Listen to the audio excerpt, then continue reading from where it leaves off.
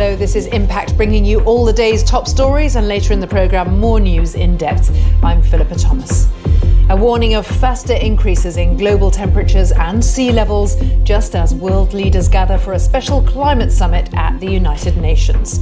We'll be there live in New York for all the latest as the meeting gets underway. Hundreds of thousands of people are caught up in the collapse of Thomas Cook, one of the world's largest travel firms. That's all coming up on Impact.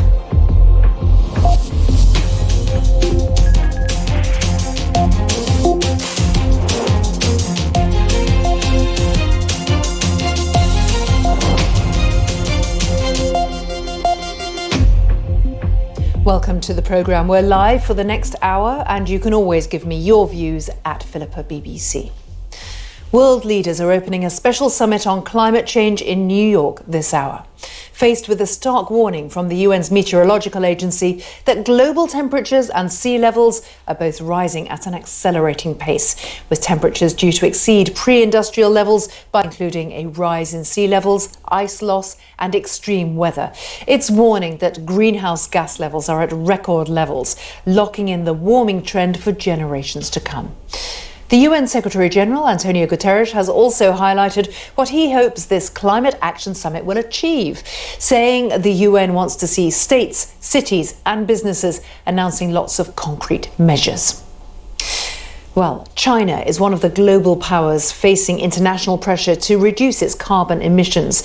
It's experiencing a boom in renewable energy, but it's also still using more coal than anything else. This report from our correspondent, John Sudworth.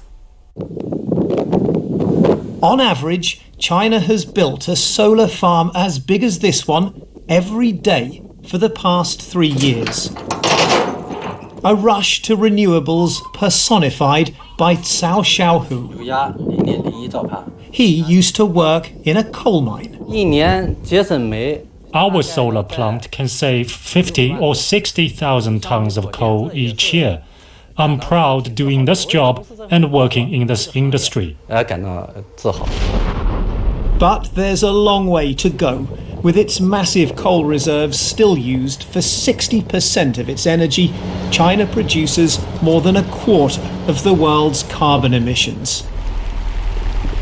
And it may bear more than its fair share of the consequences too.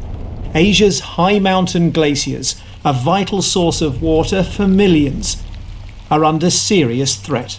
The retreating is very fast. It's about 1 meter per year by thickness, as large as 50 meters per year by length.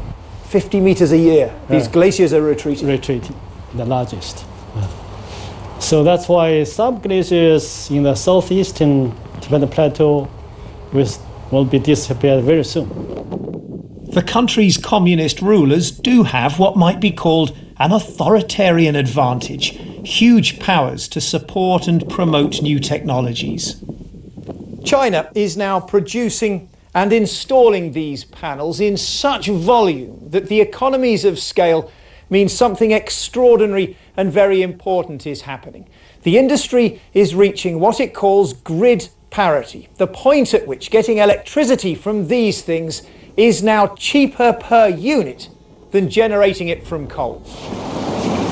But China's authoritarian... To tell whether China is a real climate leader or not, this is really the moment.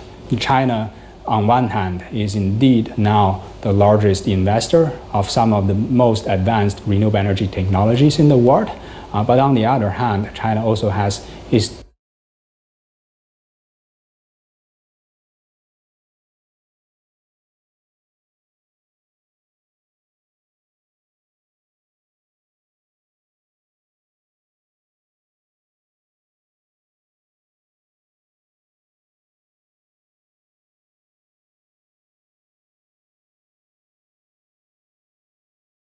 darker side.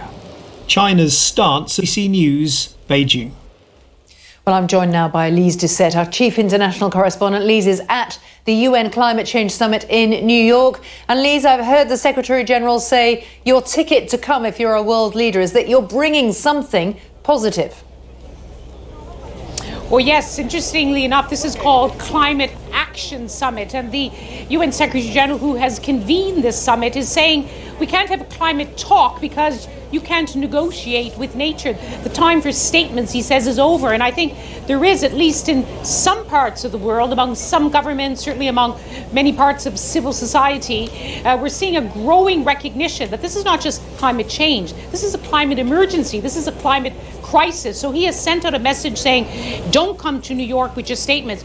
We want to see your commitments on a whole series of, whether it's phasing out coal, whether it's financial action, whether it's giving help to less developed nations or to island nations which are particularly vulnerable. And the UN is going to track these commitments. And noticeably, when it's all kicked off, he's going to be flanked by those climate activists, the next generation, with well-known activists like the Swedish teenager Greta Thunberg, who are going to say that, time is running out. Yeah, that's very important, isn't it? It's not just the pressure from above, as it were, or from the head of the UN. Leaders there must be feeling the pressure from teenagers, from schools around the world. We've seen all those demonstrations. Every generation, every part of the world. Here we are standing right next to the main door, so people are coming up to me. Someone just gave me something from someone who's representing indigenous groups in Brazil, saying they're going to charge the Brazilian president with charge of climate crimes and genocide in the International Criminal Court. I think everyone is seized upon the fact now. This is just not something which, is happening that we can ignore. It is happening all around us, and that everyone has to take their responsibility. And let me quote Greta Thunberg, is to get behind the science. And this is what Antonio Guterres, of course, a totally different generation from Greta Thunberg, is saying. The best science tells us that we have to avoid a rise in temperature about 1.5%. But to do that, he says our actions have to be 3 to 5 times what they are now. So everyone's doing more, but no one is doing enough yet. And when you say everyone, Lise, I note that some countries will not be represented, among them Brazil and the United States. Well, yes, it's interesting. Someone just came up to us from the U.S. delegation to say that there would be some representatives coming out here to talk about religious freedom. And I said, well, are you going to be talking about climate change, climate crisis, because that's the main issue today? No. President Trump is convening in a short time from now a conference on religious freedom, because that's the issue he wants to focus on. And it's not coincidental that it's at the same time as this Climate Action Summit. President Trump and his team are not on the same page. We know in the United States that governors, members of the Senate, are taking up the challenge and saying we must do something about this. Mayors as well, members of civil society, teenagers too. But at the very top, they still don't believe the science. We're just showing our viewers some pictures of the marches in Berlin. Earlier in the programme on Impact Leads, we were showing some pictures from K Street in Washington, D.C. of climate change activists. A lot of the pressure, I guess, is to do with coal-fired power stations. China, for example, we were seeing, has an awful lot of solar panels, but also still a lot of coal-fired power.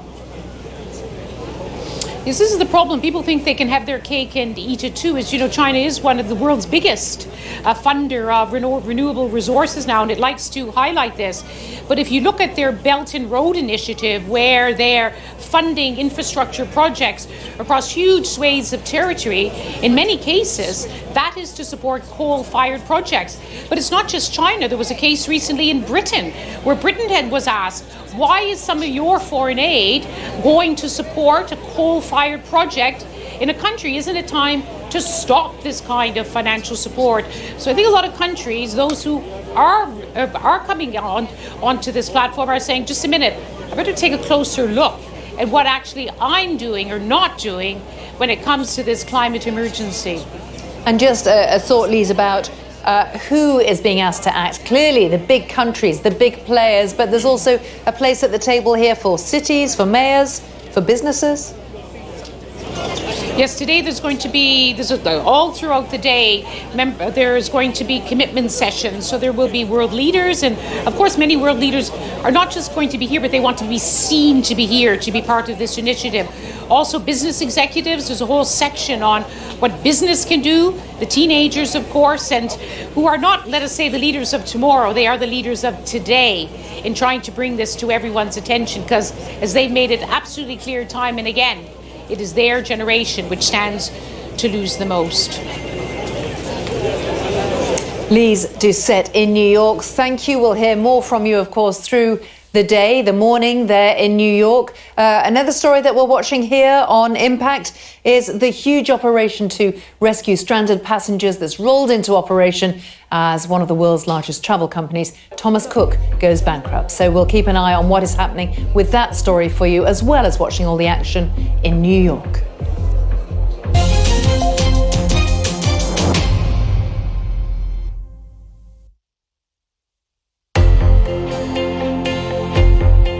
Ben Johnson, the fastest man on earth, is flying home to Canada in disgrace. All the athletes should be clean going into the games. I'm just happy that justice is served. It is a simple fact that this morning these people were in their homes. Tonight those homes have been burnt down by Serbian soldiers and police. All the Taliban positions along here have been strengthened, presumably in case the Americans invade. It's no use having a secret service which cannot preserve its own secrets against the world. And so the British government has no option but to continue this action, even after any adverse judgment in Australia. Concorde had crossed the Atlantic faster than any plane ever before, breaking the record by 6 minutes.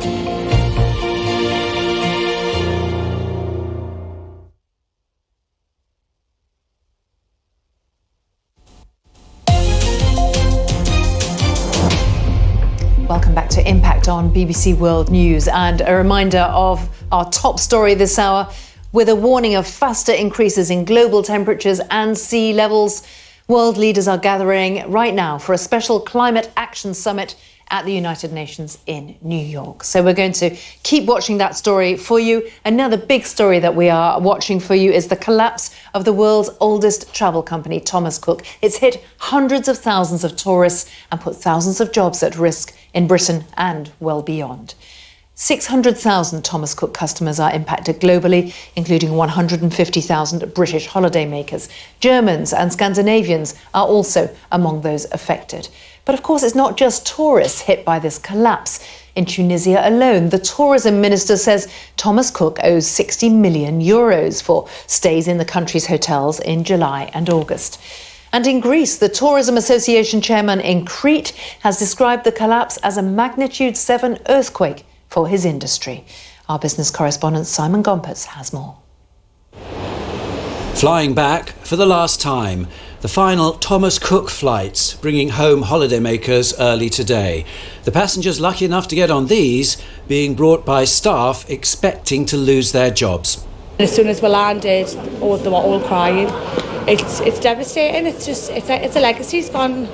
As I say, I worked for them for 10 years, and I've got loads of friends who the livelihood. It's tragic. A bit emotional, very emotional. The cabin crew all crying, a bit sombre. To be honest, it's for a company that big and to be going that long to go under. I think it's a bit devastating. Thomas Cook's planes are now stuck on the ground, impounded as part of the liquidation, most not available to help with the rescue after frantic negotiations to win extra backing failed early this morning. It is deeply distressing to me that it has not been possible to save one of the most loved. Not be enough or arrive in time to book something else. This is the scene which greeted travellers at Manchester. Not much good if it's your honeymoon. We're absolutely gutted. We've looked forward to this for a long time, had the wedding in July, so it's been another couple of months waiting for this. Absolutely, just totally gutted. Now the emergency effort to get people back. This is New York last night, and this is Menorca today. We're going to take you back to New York, to the UN, where the Secretary General Antonio Guterres is speaking to open the Climate Action Summit. Let's listen. Because nature always strikes back, and around the world, nature is striking back with fury. Consider the last few months. July, the hottest months ever. June through August, the hottest summer in the Northern Hemisphere ever, and the second hottest winter in the Southern Hemisphere ever. The years 2015 to 2019, the 5 hottest year on the books ever. Our warming Earth is issuing a chilling cry. Stop. If we don't urgently change our ways of life, you jeopardize life itself. Look around. Seas are rising and oceans are acidifying. Glaciers are melting and corals are bleaching. Droughts are spreading and wildfires are burning. Deserts are expanding and access to water is dwindling. Heat waves are scorching and natural disasters are multiplying. Storms everywhere are more intense, more frequent, more deadly. I've seen it with my own eyes, from Dominica to the Sahel to the South Pacific. In May, I went to the island nation of Tuvalu, where I witnessed an entire country fighting for its very existence against the rising seas. 2 months ago, I visited Mozambique, which was pummeled by unprecedented back-to-back cyclones. A few days ago, I was in the Bahamas, where Hurricane Dorian pounded the country for 2 unrelenting days. The destruction was not simply appalling, it was apocalyptic. Make no mistake, when we see those images, we are not just seeing damage, we are seeing the future if we do not act now. Dear friends, someone asked me the other day, doesn't all of this make you despair? My answer was a clear and resounding no. I am hopeful. And I am hopeful because of you. This is not a climate talk summit. We have had enough talk. This is not a climate negotiating summit because we don't negotiate with nature. This is a climate action summit.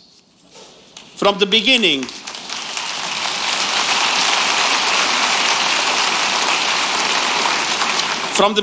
I said the ticket to entry is not a beautiful speech, but concrete action.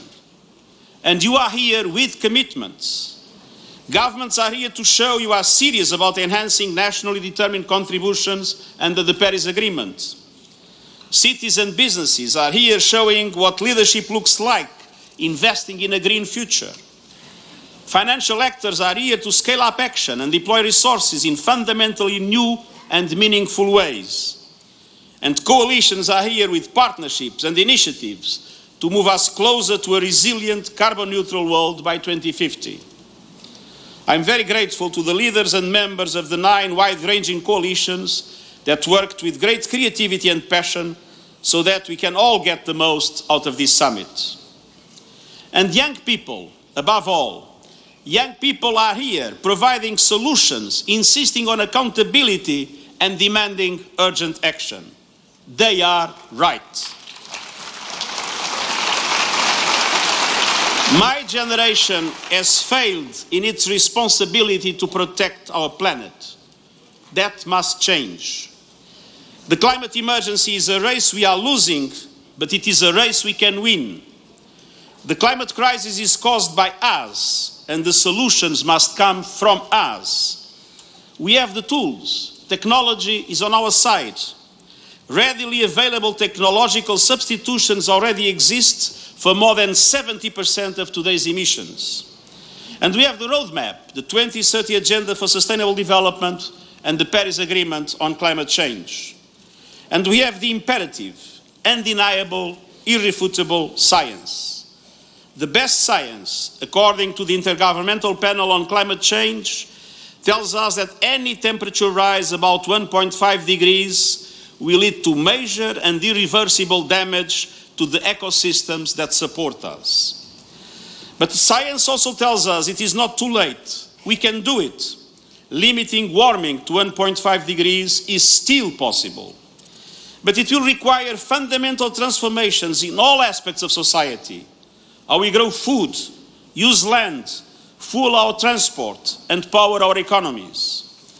We need to link climate change to a new model of development, a fair globalization with less suffering, more justice and harmony between people and planet. Dear friends, there is a cost to everything, but the biggest cost is doing nothing. The biggest cost is subsidizing a dying fossil fuel industry, building more and more coal power plants, and denying what is plain as day, that we are in a deep climate hole, and to get out, we must first stop digging. After all, it is common sense to give is it common sense to give trillions in hard-earned taxpayers' money to the fossil fuel industry to boost hurricanes, spread tropical diseases, and heighten conflict? Is it common sense to build ever more coal plants that are choking our future? Is it common sense to reward pollution that kills millions with dirty air and makes it dangerous for people in cities around the world to sometimes even venture out of their homes? It is time to shift taxes from salaries to carbon and to tax pollution, not people. Chers amis, la communauté scientifique ne cesse de nous rappeler.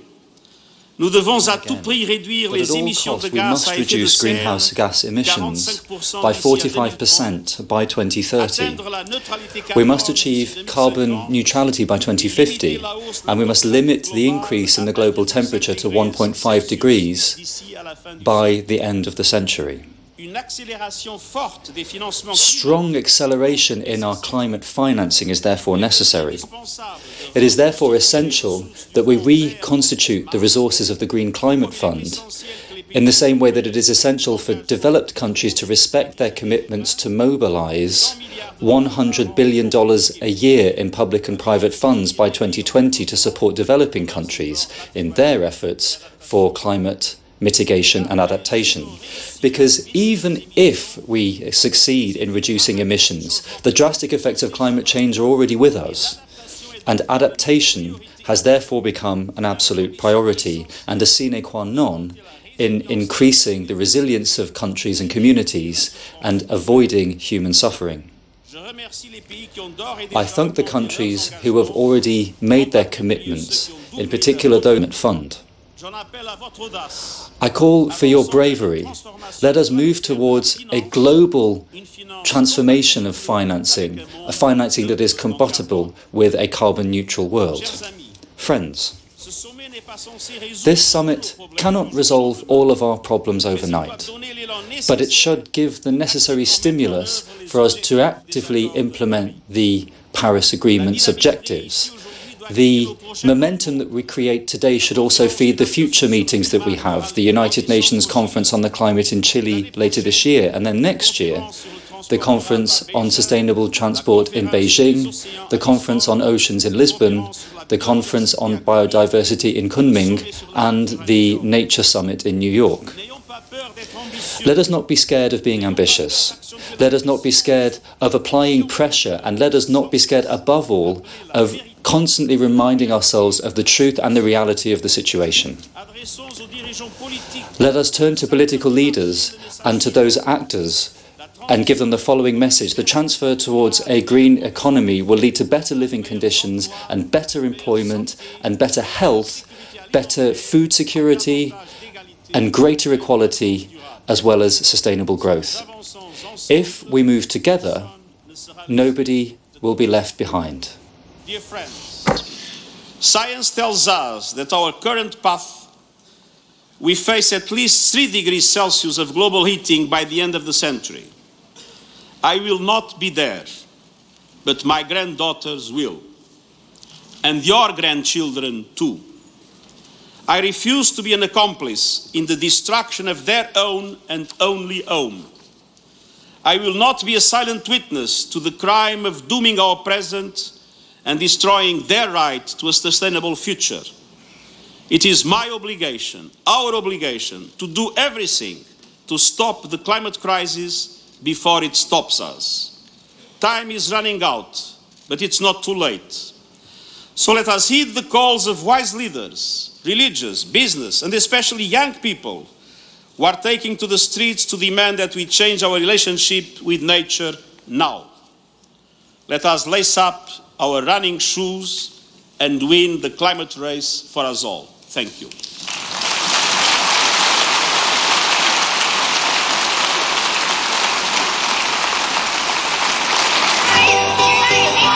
Hello, New York City. Well, we were hearing there from Antonio Guterres, and we will be hearing from a series of youth activists within the next few minutes. But just to sum up a little bit of what we were hearing from the UN Secretary General, he was saying there's a cost to everything, but the biggest cost is doing nothing. And I want to bring in our environment analyst, Roger Harabin, now, because when he talks about the cost, what is the data? What are the facts as we know them about the speeding up of the rise in temperatures and rise of sea levels? Well, we had quite a disturbing report yesterday from the World Meteorological Organization that says, while climate change is supposed to be slowing down, we're supposed to be tackling emissions. In fact, emissions are going up fast, 20% in the past 5 years, and that is having a direct effect on temperatures. So I think probably from many people's point of view, the most alarming thing will be that the level of the sea level rise has increased in speed. So we're now looking at about 5 millimetres a year of sea level rise. And that and other trends are accelerating. And as I said, we should be reversing the trends. They are accelerating instead. Yeah, Mr. Guterres talked about going to, I think it was Tuvalu last year, and he says, this is an example of a nation fighting for its entire existence. Well, I mean, there are many nations that are fighting in various ways. Bangladesh is uniquely vulnerable, although they've spent a lot of money and put a lot of government effort into adaptation. And Mr. Guterres was just mentioning there that adaptation is possibly the poor relative. We're concentrating on cutting emissions. We're not doing enough on that. But we're not facing up either, he says, and many experts say, into the reality that we are all going to have to adapt to a climate changed world, whether we like it or not. What do you make of his strategy of saying only those with positive news to bring are invited to talk at this conference? Well, I mean, it's unusual. Normally at the UN, everybody gets a chance to speak, but Mr. Guterres said he wanted to give opportunities to people who were making an effort, who were going faster than they'd pledged at the Paris meeting back in 2015. So you've not got just governments. I think most people think this is just about governments. It isn't. It's about the private sector as well. It's about local government. It's about regional government. And all those places where they've got an inspiring story to tell, those people are being invited onto the stage. Now, countries like... Our viewers, John Sudworth's piece from China, which really dramatises, doesn't it, the conflict here, because they're investing in solar power massively, but coal is king. Yes, yeah, absolutely. It's a very mixed picture from China, and it will be very interesting to see what they bring to this meeting. A year ago, you might have said they'd come possibly with a potential for global leadership. But, they're so preoccupied now with the trade war, it's a bit difficult to say what they will bring, and they're only sending a relatively junior official. So we'll have to wait to see on that. We may, I think, at this point, Roger, dip back into what is actually happening at the Climate Action Conference, because a series of youth activists are speaking, have been invited onto the stage by Antonio Guterres, including the young Swedish activist Greta Thunberg, who's got so much attention and brought so much more publicity for the cause. Let's just listen to what's being said. A climate educator and a youth mobilizer. Back in Brazil, a great indigenous leader recently said that indigenous people have been resisting since the beginning. What about us? Are we going to be able to resist? Well, youth are mobilized. We are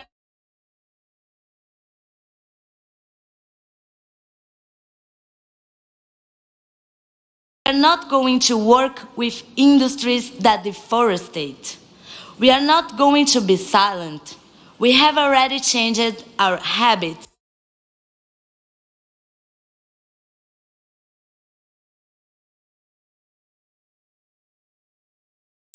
And you are not following us.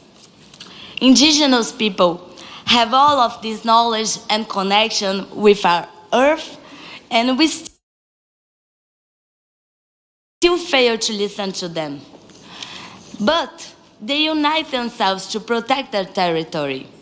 Why can't we do the same to protect our home?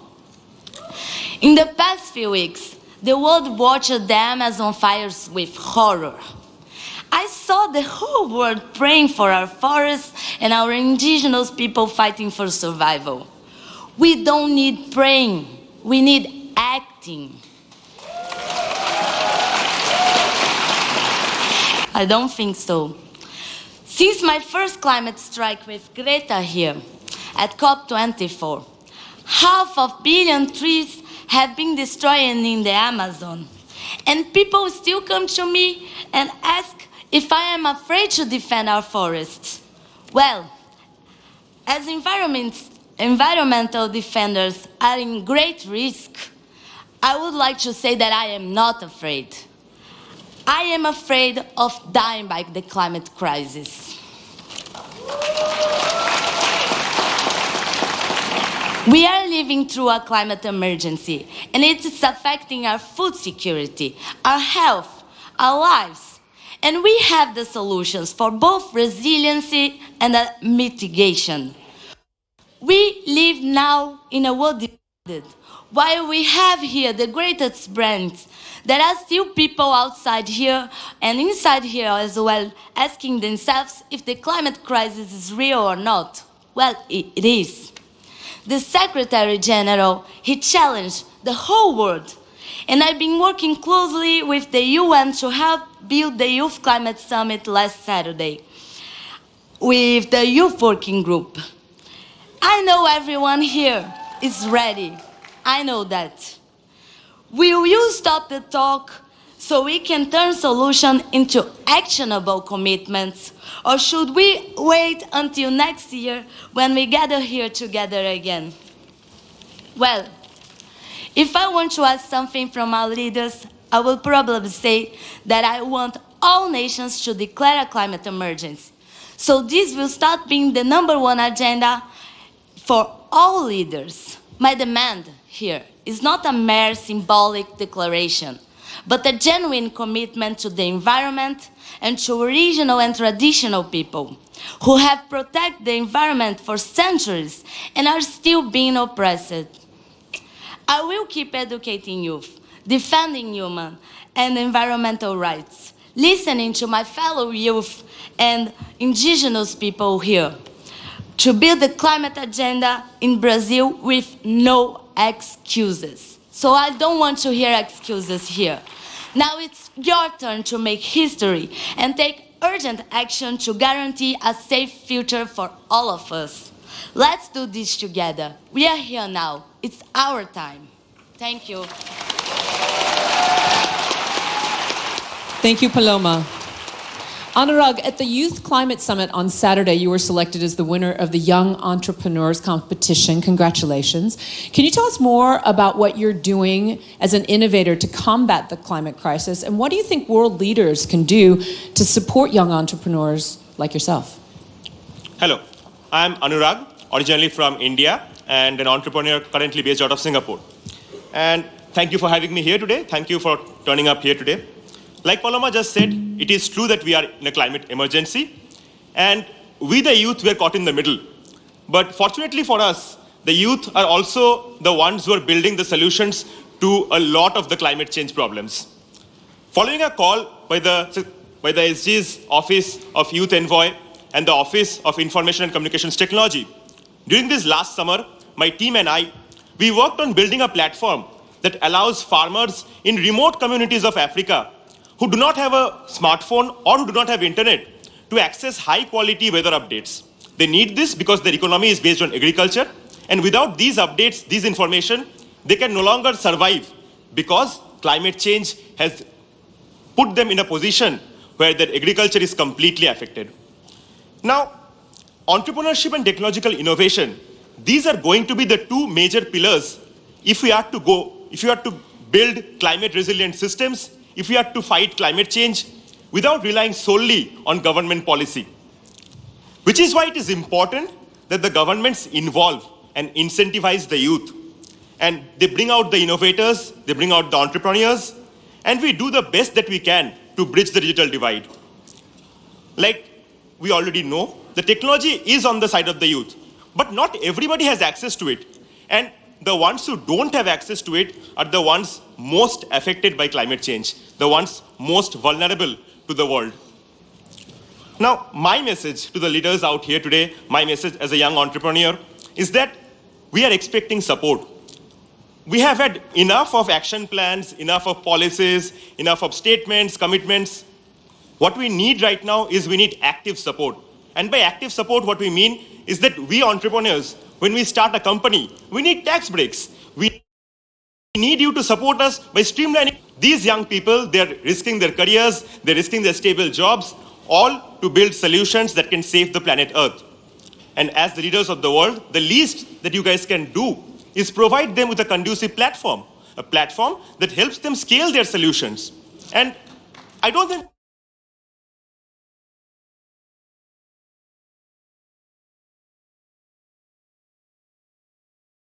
there's a lot to ask, right? That's the least to support these young kids, I'm one of them, to build solutions that can save the earth. Thank you so much. Thank you, Anurag. Greta, your first climate strike was a lonely event a little over a year ago, and in the intervening time you have sparked the interest of millions, literally, of children around the globe, demanding action for climate change. What's your message to world leaders today?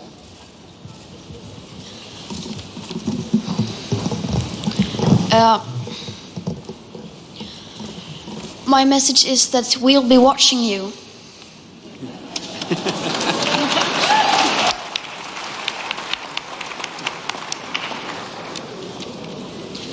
This is all wrong.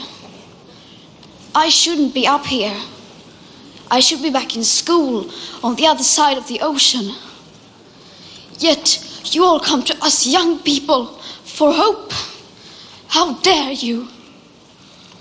You have stolen my dreams and my childhood with your empty words, and yet I'm one of the lucky ones. People are suffering. People are dying.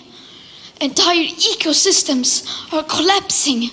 We are in the beginning of a mass extinction, and all you can talk about is money and fairy tales of eternal economic growth. How dare you?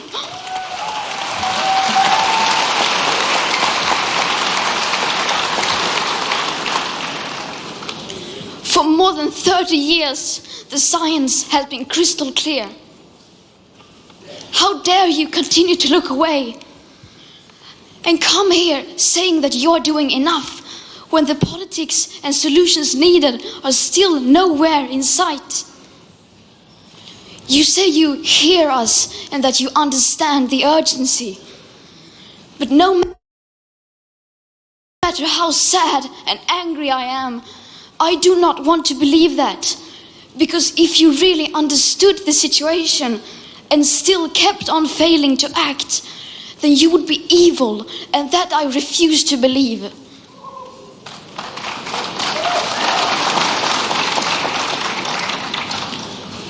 The popular idea of cutting our emissions in half in 10 years only gives us a 50% chance of staying below 1.5 degrees and the risk of setting off irreversible chain reactions beyond human control. 50% may be acceptable to you, but those numbers do not include tipping points, most feedback loops, additional warming hidden by toxic air pollution, or the aspects of equity and climate justice. They also rely on my generation sucking hundreds of billions of tons of your CO2 out of the air with technologies that barely exist. So a 50% risk is simply not acceptable to us, we who have to live with the consequences. To have a 67% chance of staying below a 1.5 degrees of global temperature rise, the best odds given by the IPCC, the world had 420 gigatons of CO2 left to emit back on January 1st, 2018. Today, that figure is already down to less than 350 gigatons. How dare you pretend that this can be solved with just business as usual and some technical solutions? With today's emissions levels, that remaining CO2 budget will be entirely gone within less than 8.5 years. There will not be any solutions or plans presented in line with these figures here today, because these numbers are too uncomfortable and you are still not mature enough to tell it like it is. You are failing us, but the young people are starting to understand your betrayal. The eyes of all future generations are upon you. And if you choose to fail us, I say we will never forgive you.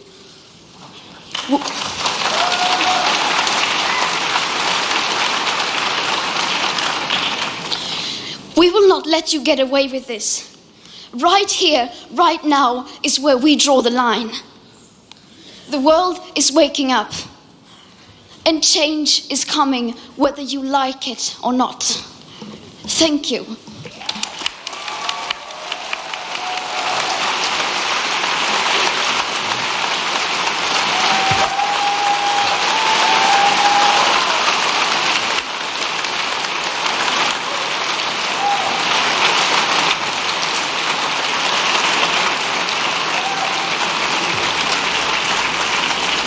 Extraordinary intervention from Greta Thunberg. Her emotion very clear. We should listen to the UN Secretary General again, Antonio Guterres. This morning very much for their very eloquent testimony, and to say that what is amazing in today's youth movement is not only that they are leading the gaining of conscience, the raising of awareness, making sure that the whole world becomes committed to climate action, but that they are also on the ground working to provide solutions. And we heard testimonies that are very important about what young people are doing to do what needs to be done in order for climate action to be rooted in the action across the world.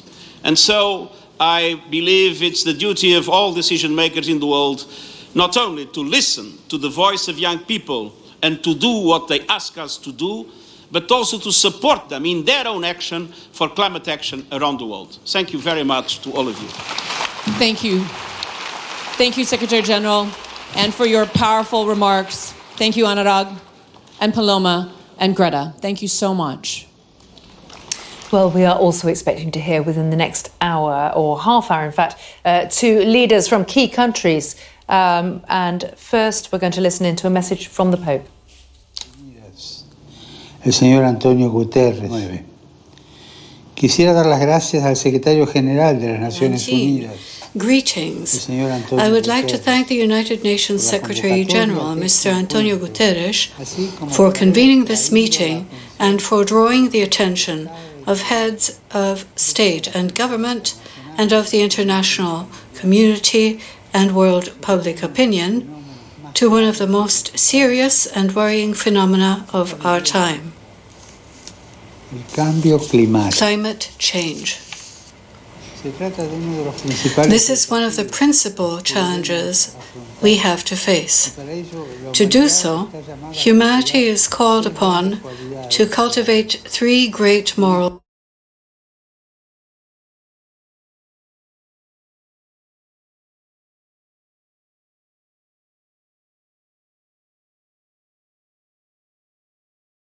qualities.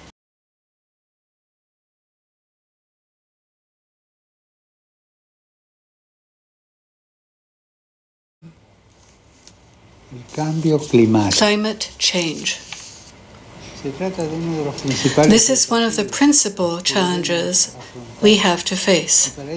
To do so, humanity is called upon to cultivate three great moral qualities: honesty, responsibility, and courage. With the Paris Agreement of 12 December 2015, the end home. However, 4 years after that historic agreement, we can see that the objectives set, along with so many initiatives, not only by governments, but by civil society as a whole, it is necessary to ask whether there is a real political will to allocate greater human, financial, and technological resources to mitigate the negative effects of climate change and to help the poorest and most vulnerable populations who suffer the most. While the solution is not good and the planet is suffering, the window of opportunity is still open.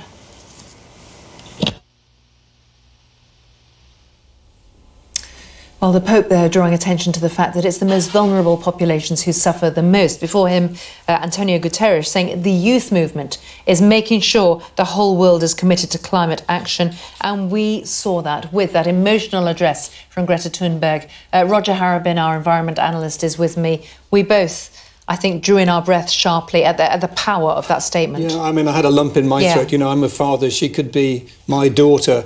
And what a rebuke from the younger generation to our generation. And her very clear words, we will not forget and we will not forgive you. They're very powerful words. On the other hand, she's delivering these messages to a room full of people who are kind of converted. They're not going fast enough, but at least they're moving. There are other very significant players outside that room. President Trump, for instance, who's trying to pull the US still out of the Paris climate change agreement and is trying to promote the use of fossil fuels as much as he can. And I wonder, and one could imagine a one-on-one with Greta Thunberg and President Trump, but it would be nice to be a fly on the wall in a locked room, wouldn't it?